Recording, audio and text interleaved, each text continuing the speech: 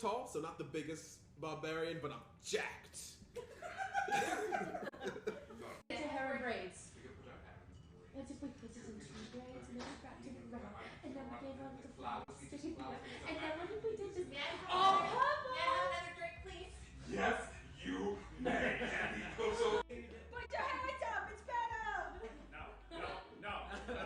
Syria, roll me a constitution, saving throw. Yes, you, I'm gonna fight you. He's sort of a, you guys know who I am, right?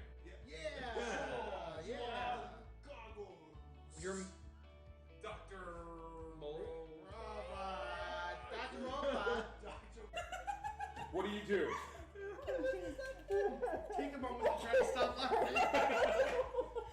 Okay, so I'm gonna do the same thing with the other one. Why not? It worked again. Hating on Batman. I don't hate Batman for the record. I hate the fandom of Batman. Oh, cool. Okay, That's that's the issue. way more people. It is. It's To a hate. lot like actual human beings. Were you gonna You need to rub this crap off your neck and not smell like me. Or Wolf at all. Just start rubbing his neck and just getting like I am fairly certain it doesn't matter what I smell like at this point. to a feline. You have wolf's piss on you. I'm just gonna point at my feline eyes. I have some kind You've just tuned in.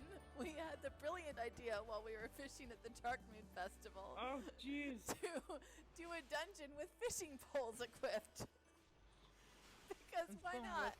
And so we drank all of the alcohol in our bags, and we equipped our fishing poles and our aquatic pets, and we went to do a dungeon. I feel like I need to close up.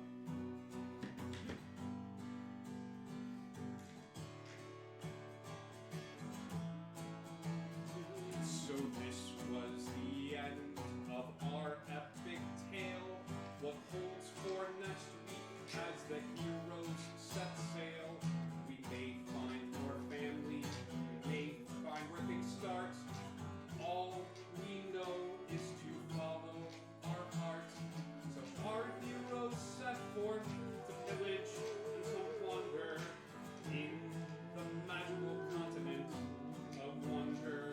We have one more question. I hope to not blunder. The question for you, dear friends. Do you wonder? Thank you, guys. Indigo Connect.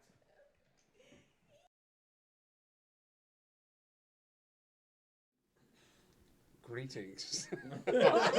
Welcome for the most awkwardly counted down intro. Hi, everybody. Welcome to Indigo Chameleon. It is Saturday night. We are debuting a brand new game, and it is called D&D. We've never played D&D on this channel before, and we're very... Drinks and Dread. Oh. Drinks and Dread. Okay. Welcome. I thought that was pretty left my dice at home. I'm so confused. Roll initiative.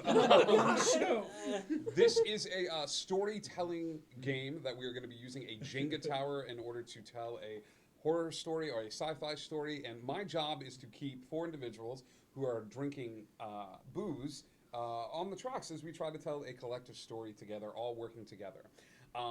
Now, here is how the game of Dread works. Dread, like I said before, is a storytelling game. Each of these players here will be playing a character that we have defined before the stream starts, and we'll talk a little bit about those characters. Anytime any one of these players wants to affect the story in any sort of possible way, running and trying to jump onto a ledge, diverting a car up a T-Rex and ramping over its head, they will have to use the Jenga tower.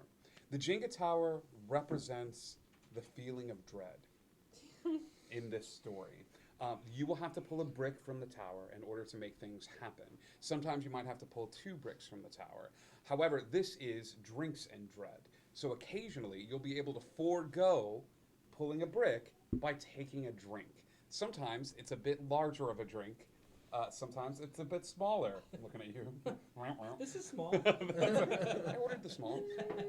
But as the tower grows higher and higher, we realize that that feeling of dread is sinking in deeper and deeper. The only time any of your characters can die is if someone knocks the tower over, be it bumping the table, be it accidentally pushing the tower over. Your character is dead. All right? Now, the only other thing that we need to talk about in the game of Dread is the power of the sacrifice. At any time during this story, if any of you wish to change the story in a way such as making a grandiose move, you have the option of pushing the tower over, sacrificing your own life for the good of the other players here. Okay? Eat that tower. Yeah, you please don't yeet the tower. if you yeet the tower, some of our lovely audience members and our lovely producer could get yeeted by flying bricks, and we don't want that to happen. So I would eat it this way. I would backhand yeet. that That sounds awful because this. No. backhand yeet, new band name, call it. Backhand. In order to make the job of producer and audience a little bit more fun, anyone that comes and watches from the sidelines or helps us in the greatest way possible, interacting with the chat, Indigo Chameleon, and my thank you, you both get a chance to assign a brick pool to a player at any point during the game. You each get one, and that will be signaled by you pointing to the player, and then and I will relay to the audience. Now, you, the audience, I want to extend the same courtesy, but I also want your money. So, you have the ability to buy bits and exact your vengeance, your terror, upon these unsuspecting players. For 500 bits, you can assign a random pull to a player where they cannot drink to get through this pull. Okay, they have an obstacle in front of them. I will come up with it in the story, in the game. I've had to come up with it right as the game ended before, which was challenging. So for 500 bits, that's something that you can do. Now, we don't just stop there. I'm sure there will be other choices that evolve over time. However, right now there's the 500 option and there's the 1,000-bit option, where the player of your choice puts on this blindfold, and they make a pull from the tower without being able to see. They will choose one other player here to guide them in this pull, and if the tower falls over, they're still dead. Okay? Can I choose Indigo? You may not choose Indigo, but you may choose mine. Okay? Maya has just as much anxiety as I do. That's not going to work. That is the game of Dread for Indigo Chameleon. All right? Please stay tuned to the Discord. If you're watching us for the very first time, you want to know all the upcoming shows. I'm not going to do announcements like I normally do, because we have a small amount of time to get things started. If we need it, we'll take an intermission. I don't think we're going to need it. Okay? The stories that we're going to tell in Drinks and Dread, which are going to be done once a month, are going to be sort of quick. All right? So, that being said, everybody has their drinks. I have the blindfold. I have my drink. Let us toast to the very first game of D&D ever played in this studio. Drinks and Dread. Ready? Mm-hmm. All right. Here's to the tower. Here's to the table. Here's to the choices we make. So we drink for the table, and we drink for the tower, and we drink to accept our fate. Cheers, gang. Welcome. Crystal, leave me hanging. Welcome to Dread, gang. All right. So, we're playing characters tonight that should be near and dear to each and every one of you. You're playing yourselves. I talked with you guys a little bit before. So this game actually takes place 2 or 3 years from this date. Indigo Chameleon is the internet sensation taking over the entire world. So much so that we're actually doing a world tour at the moment. We are on, I believe, our 4th or 5th campaign that we are debuting.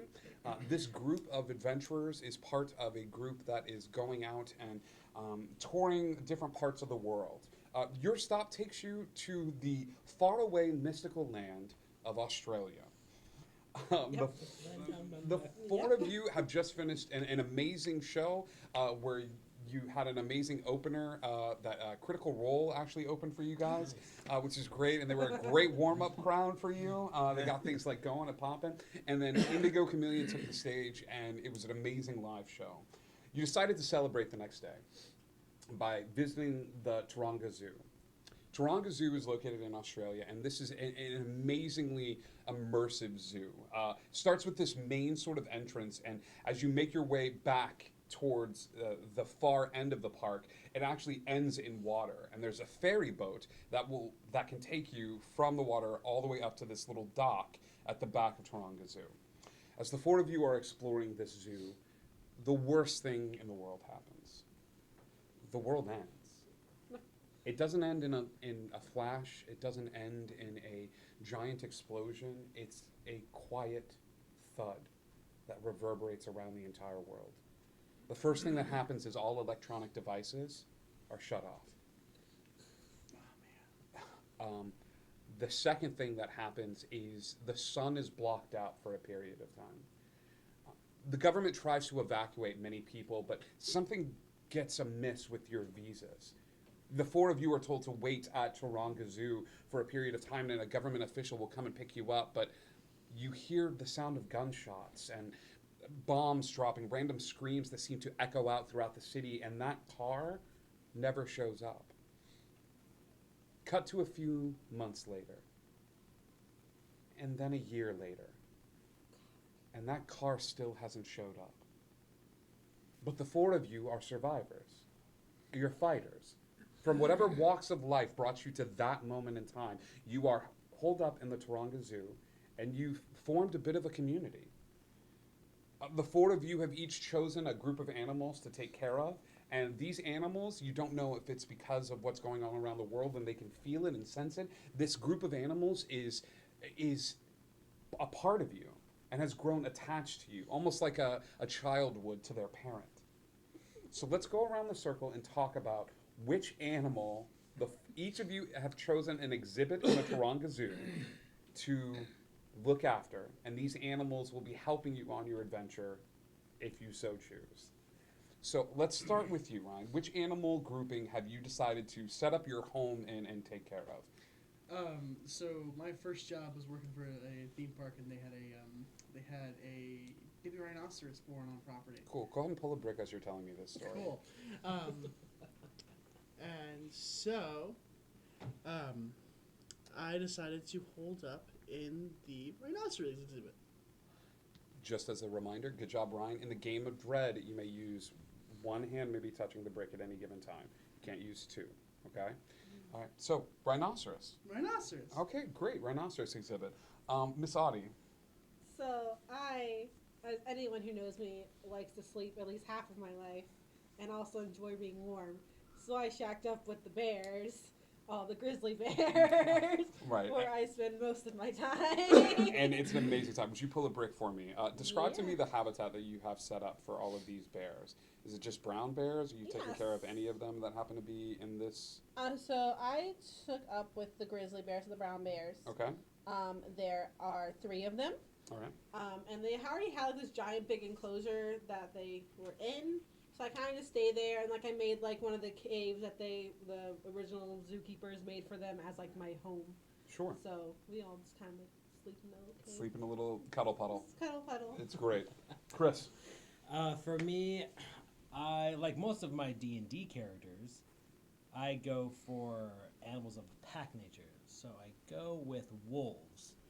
Oh, and so and that. Well, thanks so much for tuning in. It's been great, guys. Thank you so much. It's been a great opportunity. No, we're good. We're good. Everyone else's animals were like, "Hey," yeah. We're like, "Hey there." So I found the nearest cave that had a small grouping of wolves inside of it, and I made it home.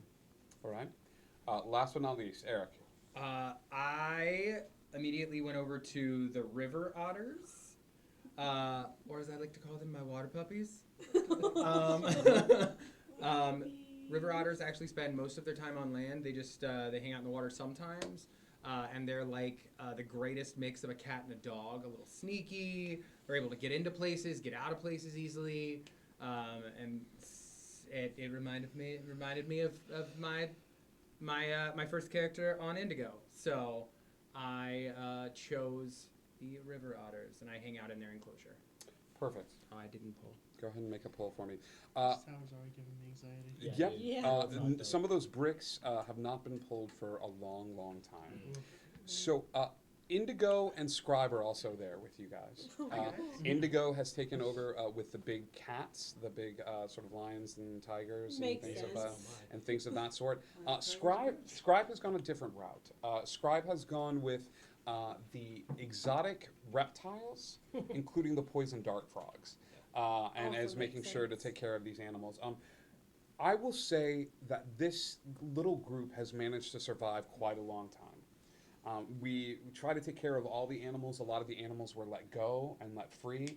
We've done little scouting excursions. For the most part, there's been no sign of life until tonight. Taronga Zoo, like I said before, has a ferry boat that will take you to the sort of the back of the park. There's a little ferry entrance that goes around to the front. It's almost like a long walkway. I think right after you get off the monorail and head toward from the Ticket and Transportation Center, to use Disney parlance and things of that sort. I don't know if you guys set up watches and things of that sort as people move around and things like that. It is evening, so whoever would be up at this point, there is an odd sound as all of the electricity in the zoo kicks back on after a year. The lights turn on. The air conditioning kicks back on.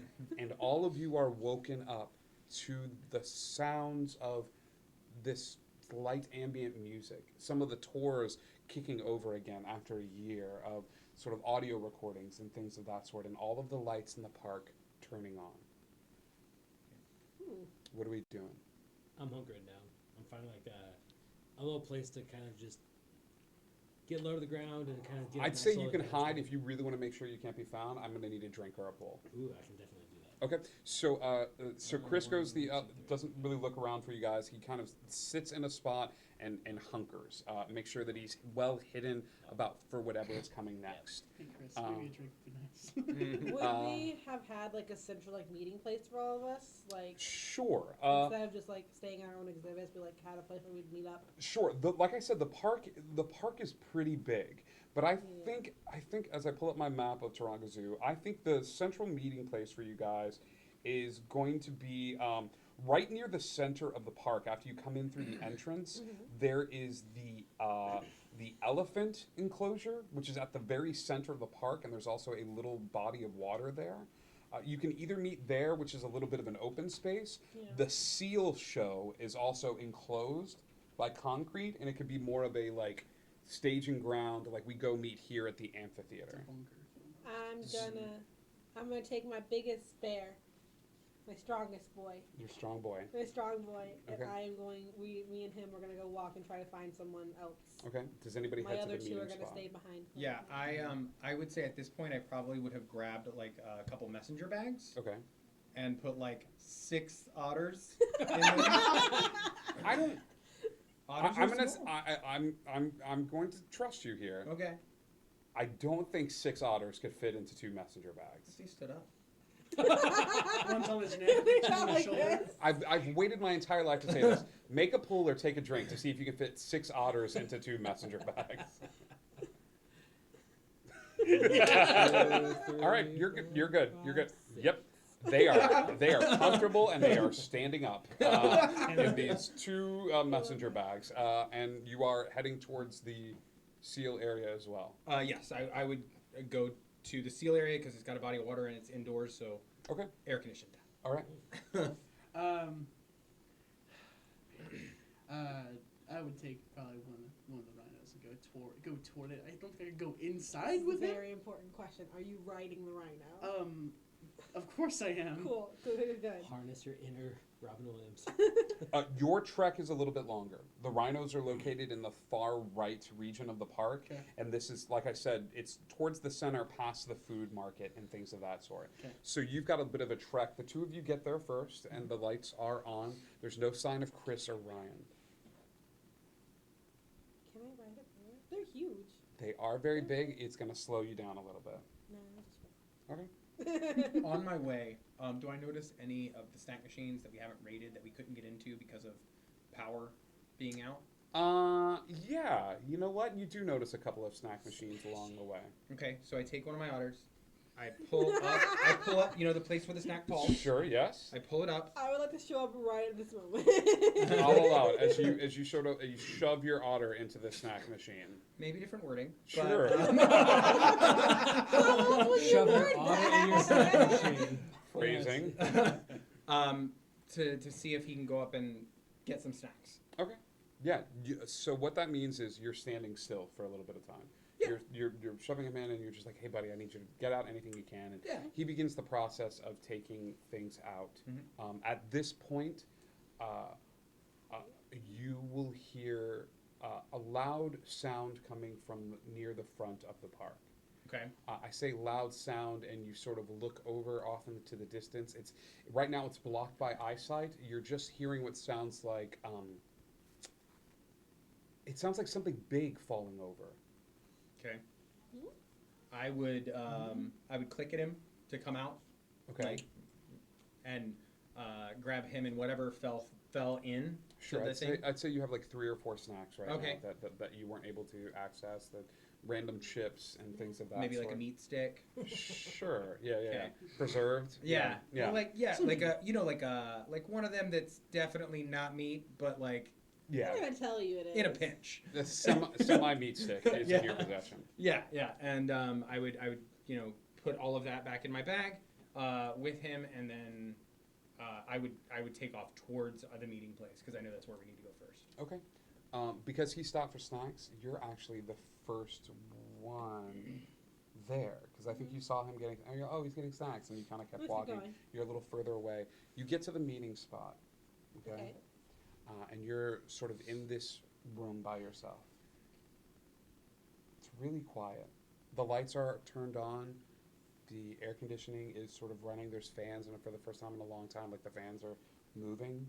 There is a body of water in this area where the seals would sort of dive into. It's a little murky and mildewed at this point, but rain has helped keep it somewhat full. Mm-hmm. As you sit there, the water begins to bubble. That's not normal. I'm going, because I'm just playing myself. It's exactly what I do. I'm going to walk toward the bubbling water to see what's going on with it. Absolutely. You're staring over the edge of the water, and there's a quiet moment where the juxtaposition of it being nighttime, but all the lights in the stadium being on, and you sort of lean your head over as you look at the bubbles, and it's like a slow boil on a pot of water. It's just tiny bubbles escaping towards the top. Gonna back up and bring Caleb with me, which is the name of the bear. The bubbles get larger. You and Caleb are backing up slowly. As you do, the water starts to rise out of the container. Not like bubbles, but just sort of float out of this large reservoir, almost like a wall of water. Am I close enough? Have I gotten there yet? How close are you? I mean, right after the snacks, I would have started walking towards the entrance. I think you hear someone yell, "Eric!" I would start running. Okay. I wouldn't know why you're not calling me. That's the first thing you realized, Eric. I didn't otters, see you. Sir. He has otters. Because I passed by him. I didn't pass by you, and I know the rhinos are on the other side of the park. Let's cut to you, who's sort of like still sort of hunkered down. You haven't seen any sort of movement or anything at this point, and then all of a sudden, all the wolves stand up. They go from like laying down on the ground and standing up, and they start slowly growling. So I'll grab Gray. Okay. And it has been my name forever. Okay, so And Gray's not going.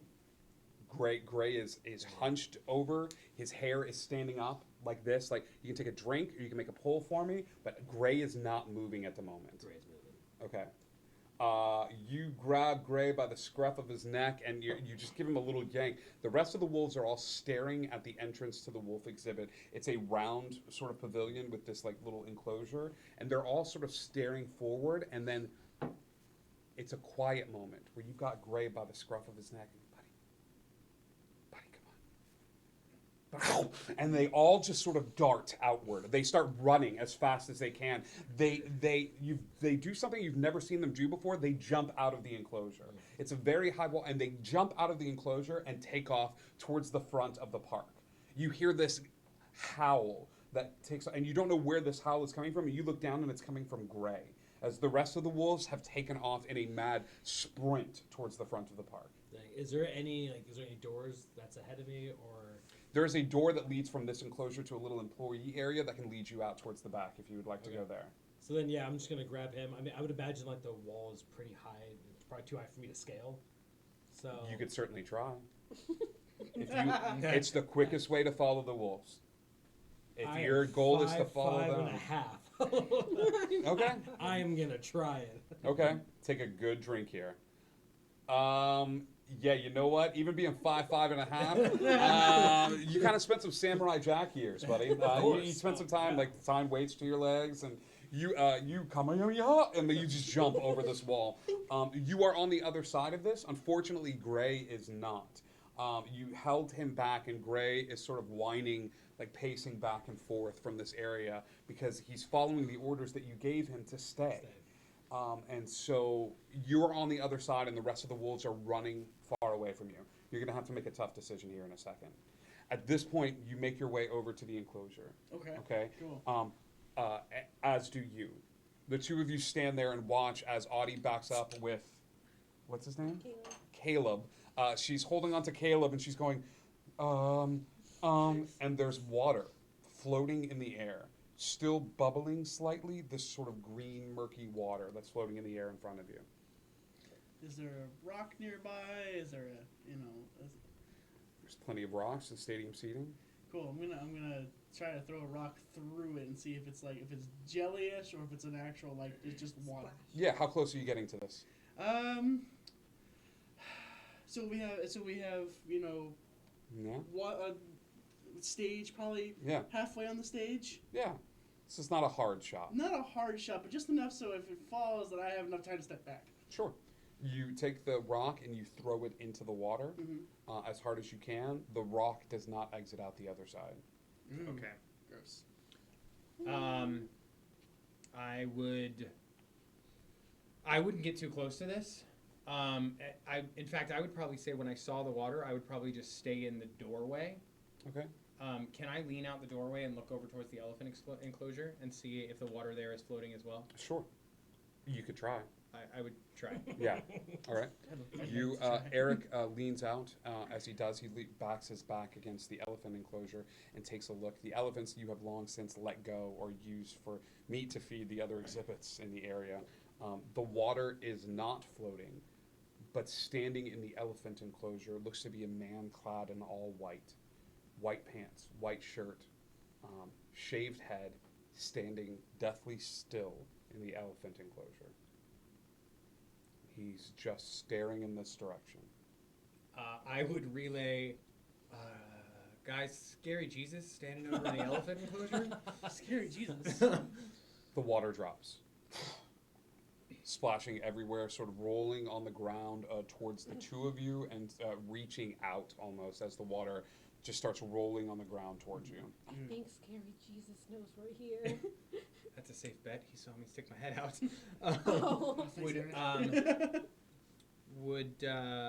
During this time, I know electronics didn't mean anything to us previously because everything was dead, but now the power's back on.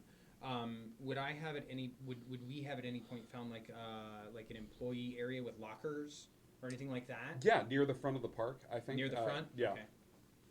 Okay, so we wouldn't have any of that stuff with us. We gotta go by Scary Jesus. We need to go find Chris. We need to find Chris,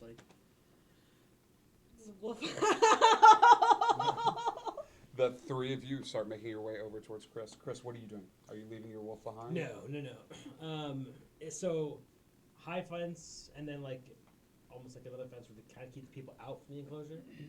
So I'm gonna lean over and just like call him to see if he can run and just kind of jump up so I can grab his legs and try to pull him over. As you beckon Gray to come over, a figure walks into the clearing.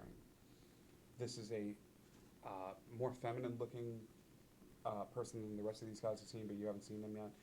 She also has a bald head. She's wearing all white, but she is wearing a white dress, and she starts walking over towards Gray, and Gray starts peeing. Okay. So this is going to be a race to see if you can get to him first. If you'd like to make a pull right now. As you say, "Come here, buddy, come here," and Gray looks very scared and sort of whimpers over and crawls over to where you are. You need 3 complete levels before you pull. That's good. That's 3. Okay. That's good. Gray muscles through, your connection being a little stronger than what this woman is putting out there. And as you beckon Gray, Gray jumps into your arms, and this woman just tilts her head to the side and begins to walk towards where you were at the fence. I am getting the hell out. Okay. That's damn sure. You're running towards the enclosure. So I think all of you meet up at a central point between the wolf enclosure and the... I wanted to start heading toward like the big cats where Tracy would be. Okay, yeah. So as the two of you meet up and run into Chris midway, Audie, you run over to the big cats enclosure. Tracy is standing in the middle of the big cats enclosure. The rest of the lions are laying down on the ground with their heads sort of bowed in a position as 2 or 3 of these figures clad in white are gathered around her. Tracy has a stick up that she has sharpened on both ends, and as one figure gets closer, she sort of jabs the stick forward. As the lions go to make a move, they put a hand up, and the lions go back to laying down again. She's currently holding them off, but just barely.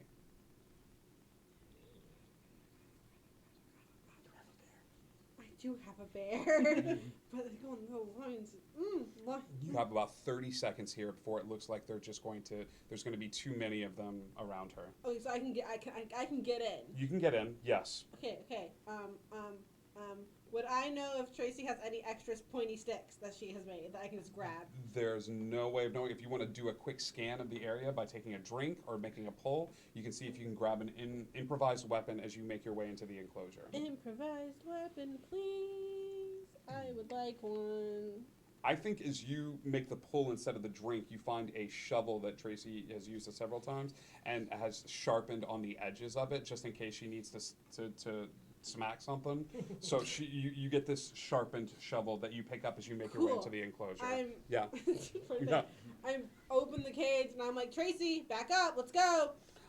There is a moment where all of these figures like look over towards where you are. Tracy uses that moment to lean forward and stab one of the figures as all of them turn their backs. The sharpened end of the stick sticks into the person's side, and a bit of clear liquid begins to flow out of the body.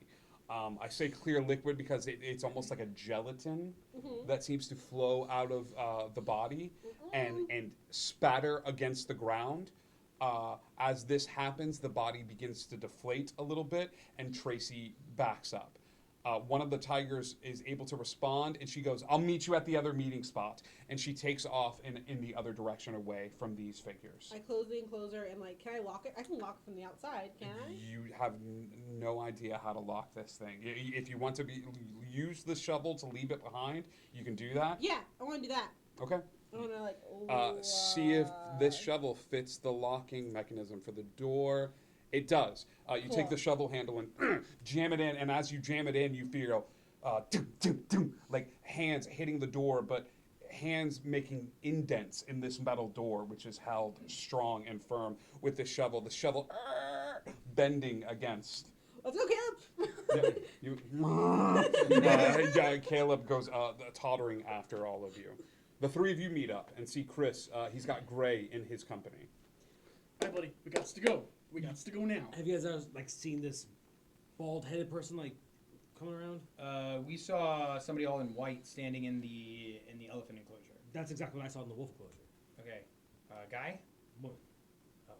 You had a guy? Yeah, it was like a scary Jesus type. Scary Jesus. What about you? Same thing for you? Yeah, we're the same thing. Well, where's Ani? Hey guys. Scribe comes walking down the street. Hey, buddy. Hey, Dude, everything's okay.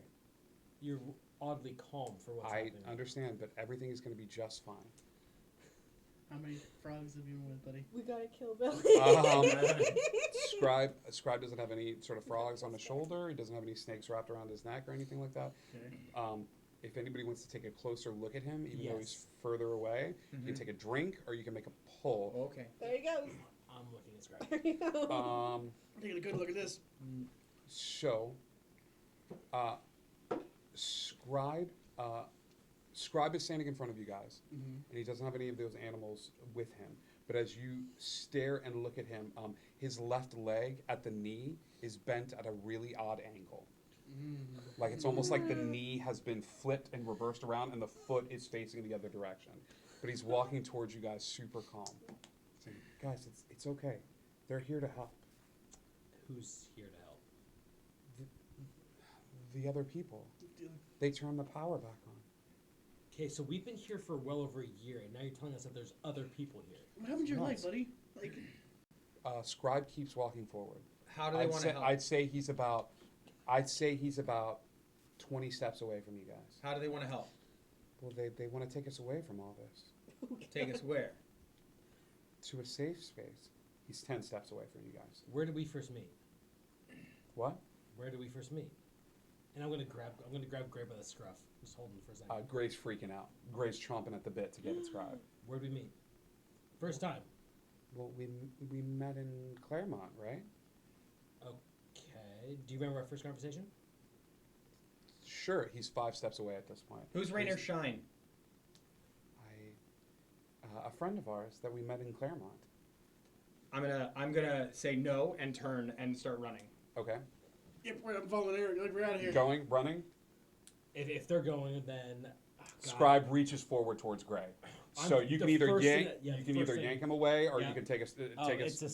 It's a swing. Scribe reaches Sorry, out buddy. forward. Oh, God. Scribe reaches out forward towards Gray, and as he does, his arm seems to elongate and pop out of the shoulder a little bit as he reaches toward this wolf. It's a tense moment where you don't know who's going to get there first, but once again, your companionship and connection with Gray takes over, and you are and you are able to sort of yank him out of the way as Scribe turns to you and sort of like cocks his head to the side, and you see his neck visibly broken as his head sort of leans over to the side and looks at you and begins to just take steps towards you. Chris, what's going on, buddy? How much distance do I have between you and I? 5 steps as I'm you gonna back just take up. a running charge and just throw my shoulder into your chest. Just so I can Perfect. knock you over. Give me a pull or take a drink as you come, and you're trying to just sort of surprise and shoulder check him to the ground. I would turn around at this point and notice that Chris hasn't followed us Chris has yet. not followed. You guys turn around to see Chris running forward and just going, "Gah!" shoving with his shoulder. And as he does, his shoulder passes through Scribe, cutting through, blood and viscera coming out the backside, and sort of falling to the ground as the shoulder cuts through. It cuts through this area where the heart is, and as the heart falls to the ground, Scribe sort of like looks up at you with a bit of recognition and then falls to the ground. Oh, Tracy's gonna kill us. We need to get out of here now. Which way are we? Because I started running. I didn't turn around. No, you were. Which direction am I headed? Am I headed toward the front of the park? I just imagine the otter's heads going. Right now, you're running past the food market, and you'll have to run past the giraffe enclosure to make your way over towards the front of the park. Is there like an animal containment center that might have like some prods or something along those lines? Trank guns. My thought exactly. If you want to get to the trank guns, you're going to need to head over to the Taronga Functions Center. It's a central hub to the left of the entrance of the park that contains all of the equipment you would need. Cool, Okay. everything seems to be at the front. So on the way, by the food court area, are there gift shops? There is one small gift shop located next to the food market. Okay, in the gift shop, would there be any kind of bows? Like a bow and arrow? Like a bow. You could not like you could find some very sturdy walking sticks, but you're not going to find like, hey kids, like impress your friends with like the Taronga bow and arrow. Okay, so I can make that work. Okay. So I would ask. It's Australia. I would ask one of you. Hmm, Can somebody go get me 4 walking sticks? Yeah, cool. Okay, and then I would run over to the food court and I would get those like the skewer, like the sharpened skewers. Nice. Okay. And Oh, I like would a find gyros? tape because there's always tape, Sure. like duct tape or something in a food court area. There's always. Who's going towards the food court? Who's going to the gift shop? Splitting the party is always We'll a go- great we'll go idea. to the gift shop. Yeah. I think as you start taking off towards Tracy and running off, she's going the long way around, and you manage to run by this group, and you see Eric directing orders toward Ryan to run into the food shop as he goes into the gift shop. So which two are going in the gift shop and which two are going in the food court? I would go to the food court. I'm going there. I'm going with Eric's plan. Going to the gift shop then. Gift shop, food court. I'm gonna look at your body if Okay. there's anything clues. Gift shop, food court. Yeah. No, food court, gift Food shop. court. Gift shop. Oh, Where are the you gift going? shop with Gift shop. Ryan. Cool. Because we're all calling animals after D&D characters. You go up to Billy's body. There's a hole in the back where you shoulder checked in. Is there like You like gross. lacerations, or is there just like what's the? I what's the will hole say look that like? Chris, this is probably not within his wheelhouse. So you can make a pull here or a drink. If you're going CSI on me with minimal tools at the moment, This is also true. I just have me and Gray. drink or a pull. Great. Okay, then I'll say this: Oh, like, he's a good investigator. do you have He's a anything on you doctor. aside from like your clothes? Doctor, Are you Just, holding you it? start looking through my pockets.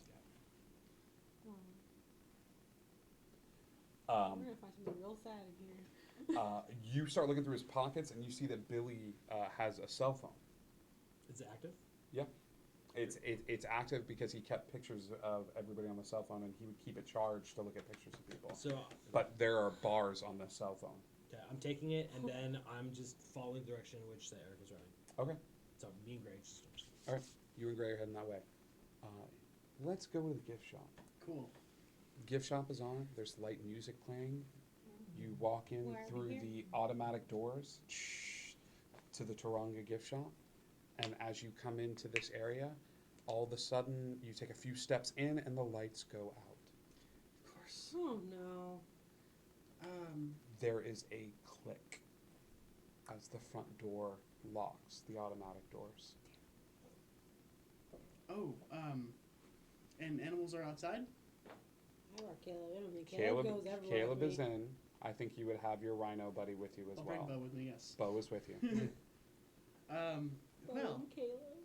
well, we're gonna go back on. We're gonna go on Bo. We're gonna go on the rhino and get off the. Bo is trampling over stuff. He's We're just trampling looking over for- like clothing. We're just and looking for stuff. sticks. We're looking for Sure. walking sticks. Give me a Walking drink. sticks? Give me a pull.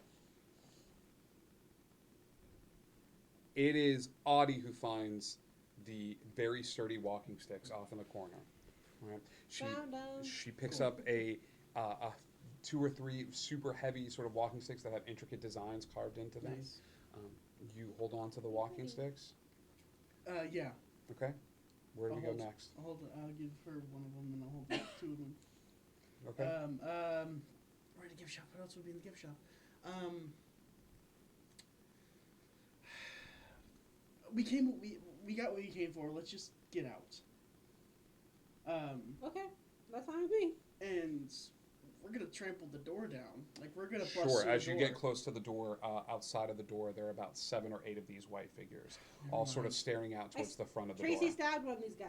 They're like water on the inside, like goo.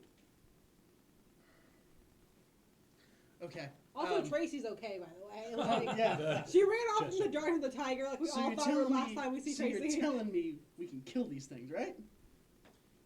I saw or her we can stab at least it. stop them, right? Yeah. Cool. About half of them break off at a certain point. They all look off in a different direction and start walking. So now there's about 4 of them left out And there. it is dark. It is dark in the gift shop. It is dark in the gift shop. It is light outside. Cool. I'm gonna take a moment and like make a path for the door, and we're gonna make a run and start from the darkness, and just like bam. Cool. I'm gonna need 2 pulls for me as you make your way outside of the darkness and Can I into finish the. both and a pull? You can finish 1 and a pull. Yeah, don't take my drink. What's Yeah, wrong with that's you? All right. Oh, that was gross.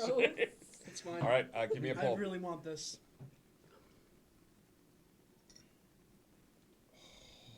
Why would you That pass is us over like that? insane. You're an asshole. Oh Why my would you do god.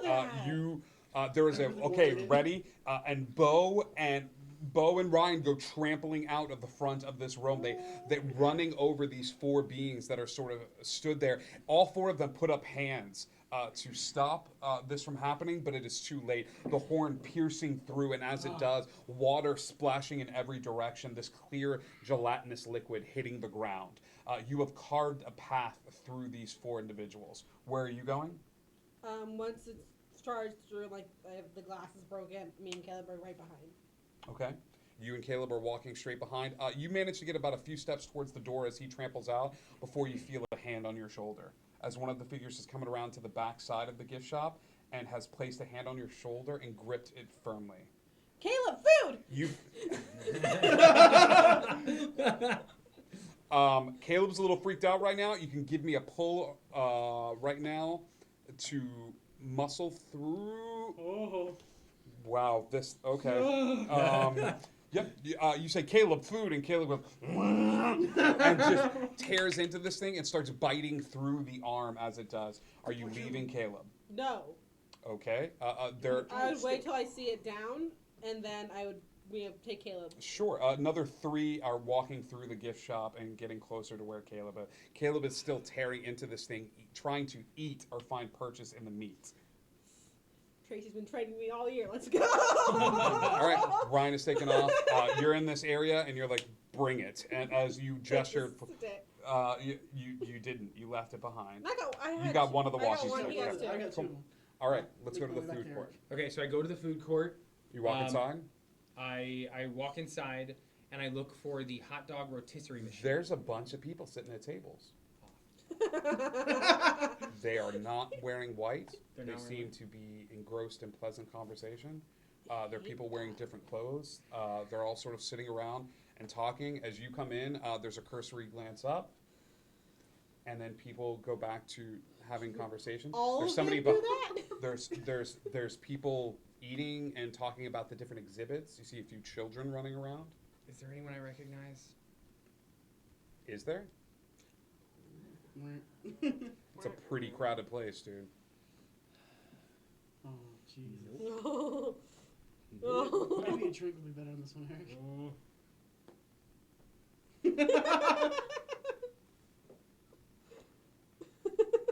The eye contact is so good. Yeah, there's a few people. You see guy. Yeah. Chris. People I recognize. Chris is in here. Okay. Chris is also standing behind you. Right. Chris is also at a table, sitting with people, and sort of enjoying conversation. In fact, as Chris moves about and you start to look at him, Indigo is over at the table with him. Ryan and Audie, Scriber here. Something kind of familiar about the scene plays out, but you can't quite put your finger on it. I would put my hand in the bag with Huey, Dewey, and Louie. Okay. Yes. And I would say bite. Okay. And have them bite my hand. Okay. Huey and Dewey and Louie and they take a big chomp out of your hand. Did anything change? Everything looks exactly the same? Okay. I would... Take 1 point of otter damage. I would... 3 points of otter damage? Thank you. I would just continue walking forward. Okay. Towards I would look for a hot dog machine, like that rotisserie one. Okay. Or any kind of rotisserie that have metal spikes. Sure. Let's see if this place has a hot dog machine. Okay. Or a hero. It's a giant robot. It's so bad. You guys, why would you do past this? People who That are is what messed us up, and that's all you. Chris, what are you doing all this time while he's looking for... Did I finally find Eric? You did. He's Awesome. in this area, and you see all of these people in the area. So, what... Chris, Eric points out to you that, hey, look, there's a bunch of us sitting at that table over there. And he reaches his hand in his bag, and his hand comes out bloody. Dude, Con's a dumb stab, bro. That joke's 5 years in the making. I'm going to see if I can get the attention of my odd doppelganger. Okay. And... What are you doing at this point? Hey, Chris. Hey, Chris. I'll do the only thing that I would do to get my own attention. Mm-hmm. which would be to shout loudly and say "Oi," Okay. and just to kind of see if like I respond to what I would think I would do to myself. Cool. Indigo Chameleon from the producer's chair has issued a challenge. You yell "Oi!" and Chris turns around and looks at you. And he gets real confused about why you look just like him. And stands up angrily and grabs the knife at the table. Oh, it sounds like Donkey Kong, bro. And walks towards you. Go ahead and make a pull for me. Oh yeah. As you're going to see who can strike first. Oh, it's gonna be me. It's gonna be fast and hard. Oh, God. yes. Chris, you madman. I'm about to get in front of 3 people. I will continue to pull because I know I will destroy myself in a fist fight. Chris walks over with a knife in hand, and as he does, he takes a swing at you. But it's been a year, and it's some change since you've been preparing for people to break into the zoo, because you know it can only last so long. And you've been training with wolves. So as he does that, you sort of feign like you have been hurt, and Chris takes a step back, and as he does, you just bum rush him, slamming him into the table. And then as he's going slammed onto the table, you do a little like 1, 2, like right into the gut, right into the midsection. As you do, there's like a scream, and everybody around the tables all of a sudden like gets up and starts like trying to make their way out of the restaurant. You're getting the weirdest sense of deja vu right now, buddy. Do you want to pursue this? Yes. How bad? Man, I love deja vu. Like I get it all the time. So, Yeah? I'm falling. I'm falling circle. Okay. Okay. I'll destroy myself in a fist fight. You know what? You remember this. Oop. Found it. Found it. Found it. Found it. Mama, no. Found it. You guys can't see this, but our audience member is just leaning forward, like so emotionally invested. Chris, you remember the first day that you guys came here?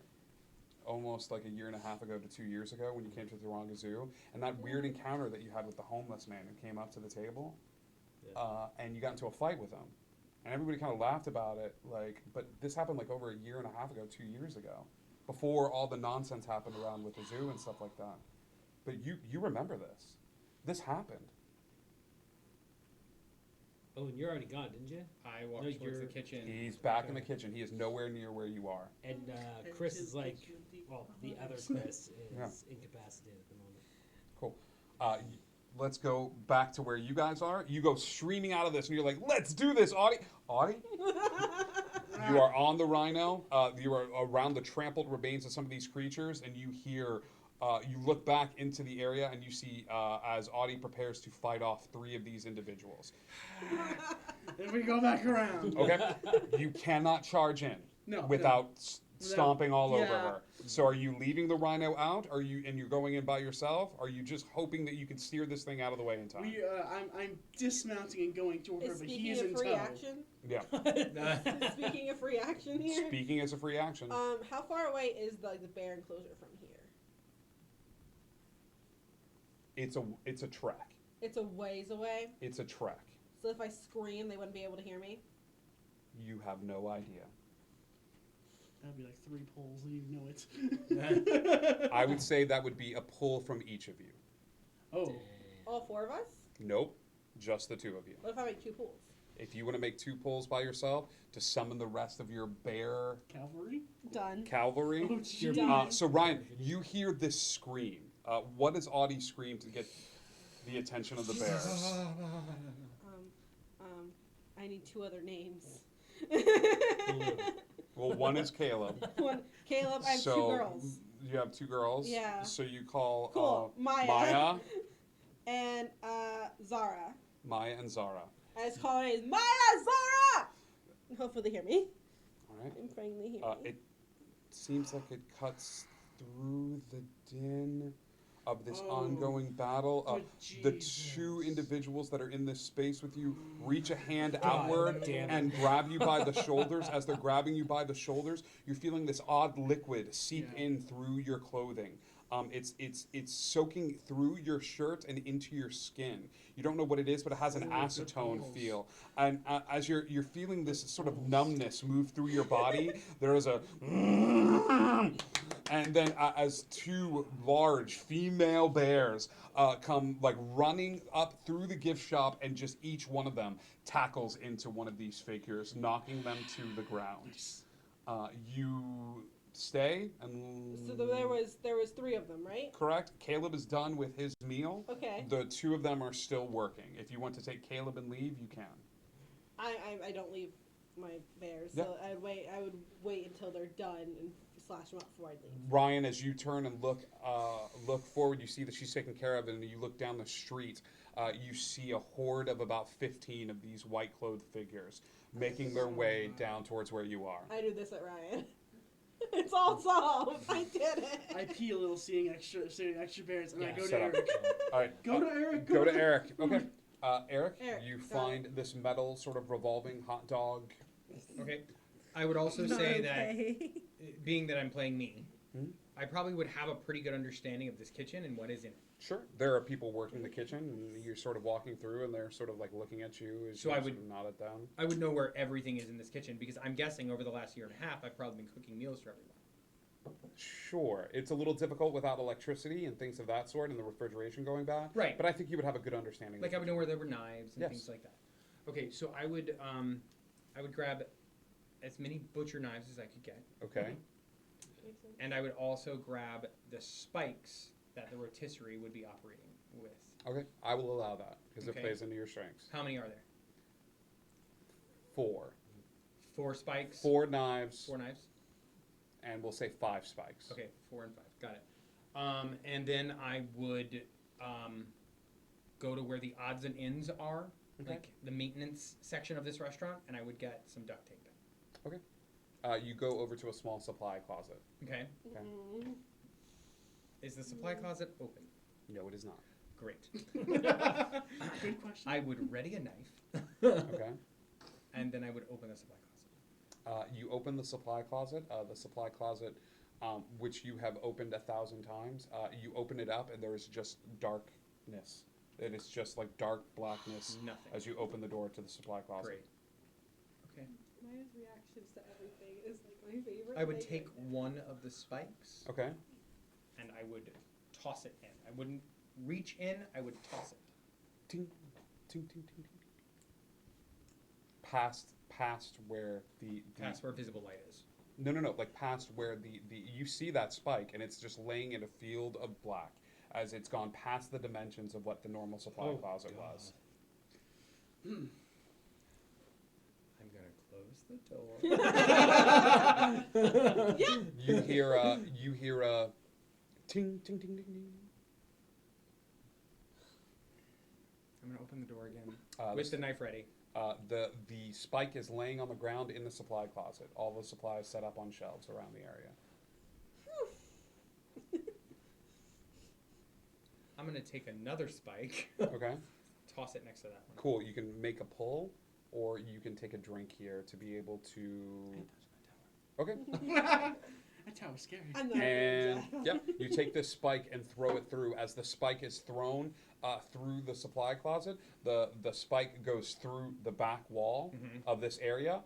There's a slight pause, and the spike comes barreling out and impales itself into your shoulder. Or you can make a pull here to avoid this spike impaling itself within your shoulder. Dexterity saving throw. Or you can just take the injury. You never have to pull if you don't want to. Cool. Yeah, but Eric plays a rogue, so he has to do it. Eric PLZ don't die. Oh, mama, no. Sweet baby, go for Jesus. Go for Jesus. We only pray to go for Jesus now. It's the The holiday. spike comes barreling out towards you, and as it goes towards your shoulder, you manage to dodge just slightly out of the way, and the spike embeds itself into the wall, driving into the drywall. I'm gonna try to pull it out of the drywall. Okay. Can I get it? Yeah, you Okay. managed to pull it out. So I'm gonna take that. I'm gonna close the closet. Okay. Would I know anywhere else that there might be some tape of any kind? Not at the moment. Okay. This fight clears out the restaurant a little bit, and you manage to come over as Eric is pulling out this spike from the wall. Are you alright? I'm fine. You We don't- need tape. It's a kitchen. There's got to be tape. I will go check the electrical wire on the hot dog machine. Okay. To see if maybe it was repaired at any time with some electrical tape or duct tape. I'm gonna go look to see if there's a first aid kit.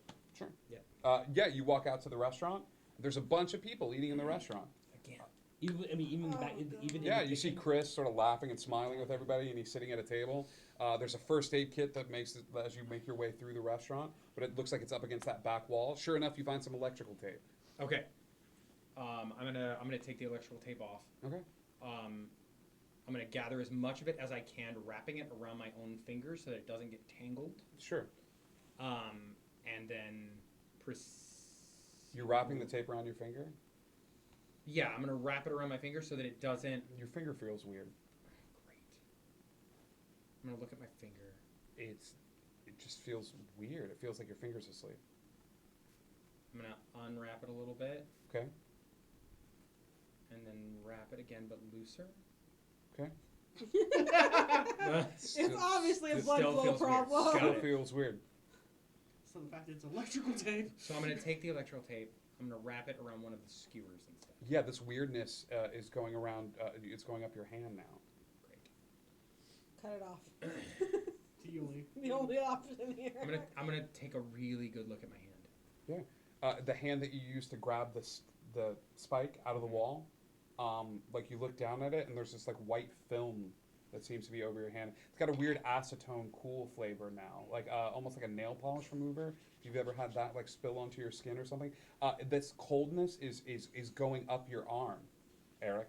And it's starting here at the hand, and it's just sort of reaching upward. As you turn back and look at the spike that you have now in your possession, you see that the spike that you threw through is now covered in this weird, clear liquid. Great. I'm gonna look for cleaning supplies. Okay, let's go back to you guys. You guys make your way into the restaurant as you see Chris. No, you make your way into the restaurant as you see Chris walking through looking for a first aid kit. I don't see. You see all of these people. You see everybody sitting at tables, and they're sort of laughing and talking, and sort of it's just regular people. Okay, I'm just gonna like try to nudge Chris over, or like try to make some sort of communication with Chris. Be like, Oi works really well. I'm not going to yell in the middle of it because this is all weird to me. But I know what our Chris looks like. Sure. So.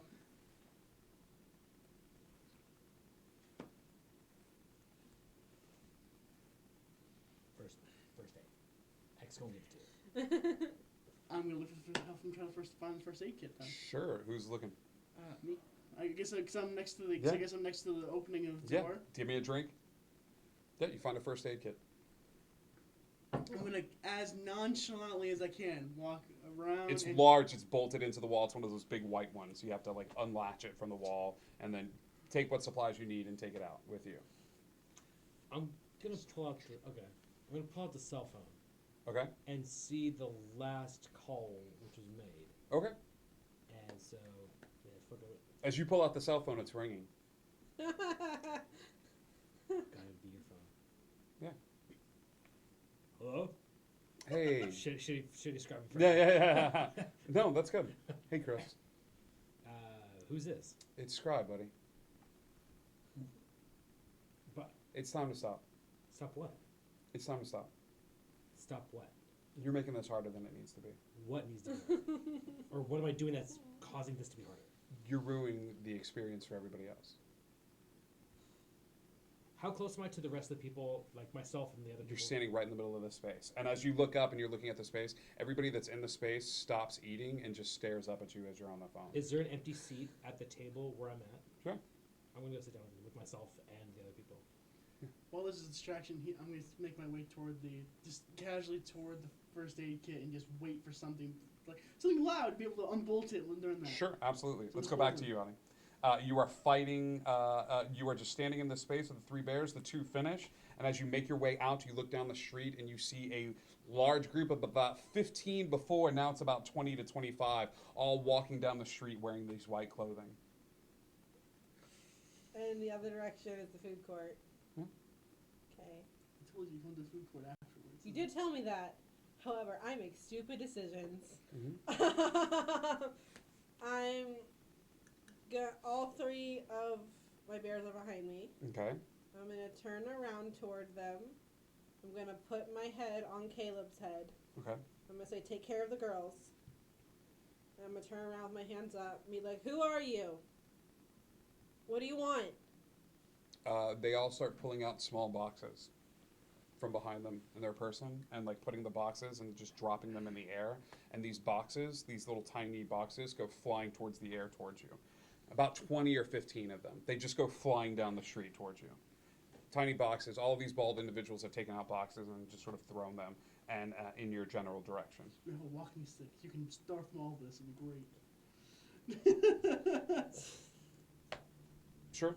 Yeah, I'm going to try that. Sure. I'm going to try to dodge give, them. give me a pull as you start trying to bat all of these boxes down from the ground. Go. God, please help us.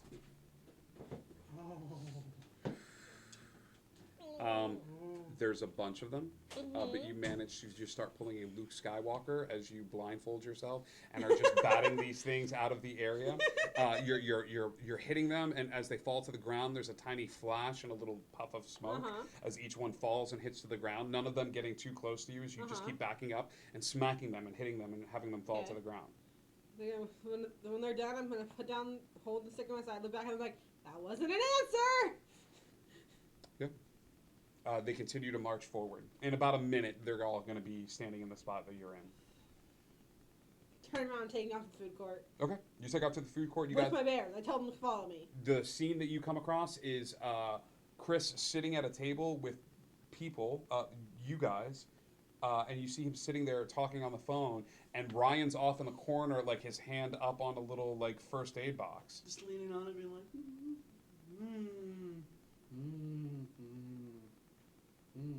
But it's a bunch of people in the area. She's calm. It could be important. Yeah. You're still on the phone? You're still talking with Scribe? Are you alright? I'm great. I'm so good. And everyone's alright. Everything's good, buddy. You just gotta stop. Alright, man. So I'm gonna hang up the phone and put it in my pocket, and I'm gonna have Gray just lay down next to me on the table. Is there any cutlery, or is it like a full table spread? You see a gentleman walking in wearing the white clothing. It's the first one that you've seen in this space, and he motions towards Gray. It's almost a gesture of like, can I take him? He's fine. I think he's fine. Service animal. If he wants to go, he'll go with you. Yeah. He will bend down and go to put a hand on Gray. I'll whistle like they're gonna All right. You whistle and Gray stands up, but as he does, the hand is laid on Gray, and Gray starts to whimper a little bit, and then gets really complacent, and does indeed follow this man out of the space. I'm gonna catch eyes with Ryan, and just give him a nod and distraction. You don't want my bears, the mall, you get the There is a scream as 3 bears come barreling in through the front. The people in the area don't know what to do, and they start reacting. They start doing what normal people would do in this situation. Eric, you're coming out from the kitchen, and this cold feeling is up to your arm now. Your right arm is completely taken over by this cold feeling, and you can't seem to shake it. Your hand is just an arm are freezing. You still have a little bit of movement in there as 3 bears come into the space and start tearing into these people, or trying to, as the bear claws seem to wipe through where some of these beings were, and this clear liquid falls to the ground and sort of splatters all over the place. Okay. About this time, 20 individuals, all dressed in white, make their way to the front of this building, and they're all sort of standing outside of it and watching as the bears attack. Well, we don't have one way out. We need another way out. I am attacking as the bears are attacking. I'm like right next to him. Scribe will walk in through the front doors. Oh, buddy. His leg is fine. His arms are fine. And he goes, guys, this is hard to explain. You're the last. And everyone needs entertainment. So this is a zoo.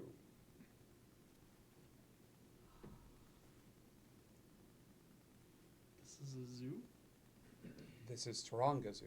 Mm-hmm. You would be very comfortable here. We would let you stay in the animal enclosures. But they want to see. Because there's no one left. Is there a knife at the table? There is. I'm just gonna sit in the chair and just slowly just grab the knife and just like tilt it so I can like shove it into the cuff of my shirt. You can certainly try. I will definitely do it. As Chris. right now it's just Scribe in this area, and you see that he takes the hood he was wearing off of his sweatshirt on, and his head is completely bald, and he's smiling at all of you guys. And he's looking at Ryan and doesn't notice as Chris slips the knife up the sleeve of his coat. Oh, no. And you said they. Who are they? Scribe will gesture towards the front, and you see a bunch of people with these little floating cubes. The cubes are flashing occasionally and walking about the area. They're sort of staring in through the windows at all of you. All of a sudden, there's a brief flicker as the bodies on the ground come back after being mauled by the bears and go about eating their food and laughing and talking and smiling, just like you guys did on your first day at Taronga Zoo. And can you stop looking like that? Because that's not who you are. Or what you are. Scribe will sort of gesture, and he will be in the all-white clothing again. Still the same face? Still the same face. I said not like that. Show us what you are, who you are. Okay. He walks over to where you are and extends a hand outward. I will, if I can, raise the arm that's already covered in the white stuff. Cool. He pushes past that arm and puts a hand on your face as the liquid goes in your nose, in your mouth, in your ears, flooding your system and into your lungs a little bit. This liquid flows through you, and you see quickly before your eyes this group of phytoplankton. This world that's sort of like filled with water and glowing and things of that sort, and the phytoplankton not having any sort of larger body until a group of them sort of graft onto this fish, and then a shark eats the fish, and then the shark is eaten by something else, the phytoplankton multiplying over and over and over again until they begin to grow, and this bioluminescent plankton takes over this small world. And then it reaches outward as if the whole world is being slingshotted towards another one that looks eerily similar to Earth. I'll pull back. You cannot. I can't. You can certainly try. Eric's drowning. Can I? He's coughing up water and stuff like that. Done. Like Scribe is good. Give me an attack. As you are just sort of leaning forward, you jump into the midst, trying to push Scribe off of him. You wrap your arms around him and try to yank him away. Honey. Oh. And you just barely manage to summon the bear strength that you've picked up over the years of this. And you reach forward and grab him and tear Scribe away from him, the water finally leaving your lungs, and you take these like deep halting breaths into your body. As that happens, there is a loud explosion on the other side of the park from where you are. It is a fireball that reaches out into the sky. All of the people that are standing at the door back away instinctively as this fire ignites the area, the night sky. They begin to sort of disperse from the area. Scribe even begins to back away. As this fire sort of reaches out and curls up around the building, you see the Taronga Zoo, you see someone wearing Taronga Zoo, like, sweatshirts and things of that sort, all walking through as the building slowly begins to get engulfed into flames. As the door is opened and this person walks through, they rip off the sweatshirt, which is on fire, and you see Indigo Chameleon standing at the door being Thank like, "Get in, God. losers, we're leaving." And she has a can of gasoline and begins to douse the food court area. There's still people there. There are still people. There are still people walking around and enjoying eating their food. They're not and real like, people. Oh. Let's go. No, I mean the earlier people that when are I was- outside in the coats. Yeah. Earlier when I was looking for cleaning supplies, did I find any? Yes, you were able to find a little. Was I able to find some bleach? You were able to find some bleach. I'm gonna take my arm Okay. that is still covered and douse it in bleach. Okay, as you douse it in bleach, some of the water on your arm, or what used to be your arm, begins to bubble just a tiny bit, and you see little patches of your arm falling to the ground, as little tiny motes of light seem to be intermixed into this water, and your arm, it goes to about here, and your arm just sort of sloughs off, leaving a stump here at the edge, but the water sloughs off. Is it open? Or is it a No, it stump? is closed. Okay. Okay. So I Are there take still what I. cloaked figures? Are there still cloaked figures outside? No, the building is currently on fire. Indigo has said, "Get in, losers, we're leaving," and has left the area. All right, let's go, guys. Indigo Chameleon is sitting outside of this room while the building is on fire. You see a bunch of the white figures that are backed up at this point away from this fire, and one lone golf cart that is set up in this area. And the golf cart is not running, but there is a lion strapped with a rope to the golf cart at the front of it, and it's just sort of like prowling about. And as you all pile into the golf cart, you hear "Zuki, go!" and the lion just takes off, running down the street back to where the ferry was at the end of the park. As you are getting close to that area, the golf cart sort of moving and zigzagging Did our through. animals follow? The bears have not followed, and the rhino has not followed. Right now, the only ones that are with currently are Gray and the Huey, Dewey, Louie, Inkin, Blinkin, and Nut. Yep. That makes sense. I can't leave. Indigo hits the brakes. By hitting the brakes, she pulls on the rope a little bit, and the golf cart stops. She's like, "I understand." I jump out. I We go. gotta go. I'm We gotta getting, go. I'm no. getting my bears. And Indigo's like, "I can't wait." I'm gonna turn to Indigo and say, "Hey, what's the first show we ever did together?" He turns to Indigo, and Indigo says, "The first show that you I guys say, ever "What's did the together." first show we ever did together?" You say, "Hey, what's the first show we ever worked tech booth together and I wrote in the notebook for?" And she goes, 3 Days of Rain. And you go like, "Okay, cool." Okay. Yeah, and she takes off.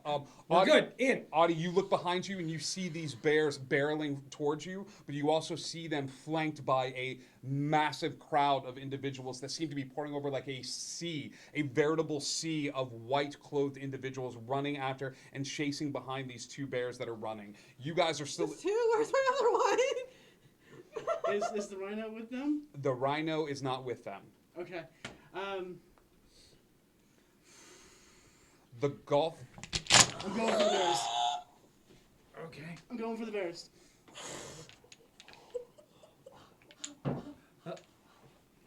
Here's what happens. No, here's what happens. We're close to the end of the story. So these are your, Ryan looks at you and goes, "These are your babies, right?"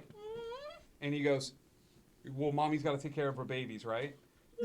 And Ryan jumps out of the cart. And as he jumps out of the cart, he walks past where the bears are and just sort of stands there in between this sea of individuals, giving the bears enough time. The individuals stop as if they think he has something prepared, something to back up this bravado, and they all sort of stop in place. Hundreds and hundreds of these white figures. And as he stands there, he goes, "There's something you all forgot. The bears and you managed to make it, and there's this intercut scene of all of you running towards the ferry that Indigo has stationed at the dock. You all running towards this ferry and getting on it. Gray, Inkin, Blinkin, Nod, Huey, Dewey, Louie, the two bears. And Ryan just stands there and he goes, "Bo is a bit of an alcoholic."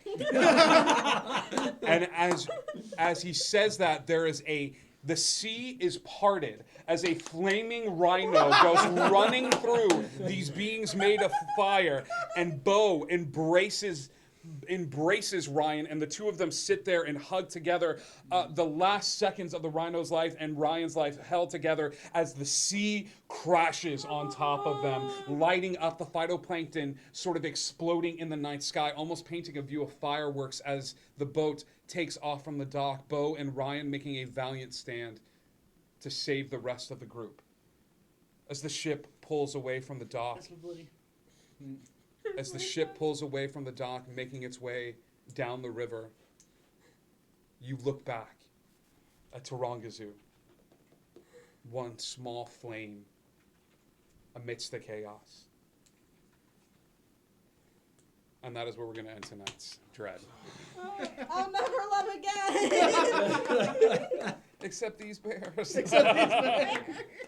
Thank you so much for everybody that tuned in tonight for the return of Drink and Dread D&D. We hope you guys had as much fun as we did. I missed this game. Just a really tight, compact story. This was a fun one. We're going to do one a month. Just as a return to greatness, so we don't have to tear the studio apart. But tell everybody, we'll put the word out for next time. Next month in October, we're going to go to the Haunted Mansion. I want to dive into the deep lore between the attraction here at Disney World and dive into our own sort of retelling of that story. So stay tuned to the Discord. Stay tuned to Indigo Chameleon for Drinks and Dread. We will see you guys soon. Indigo Connect.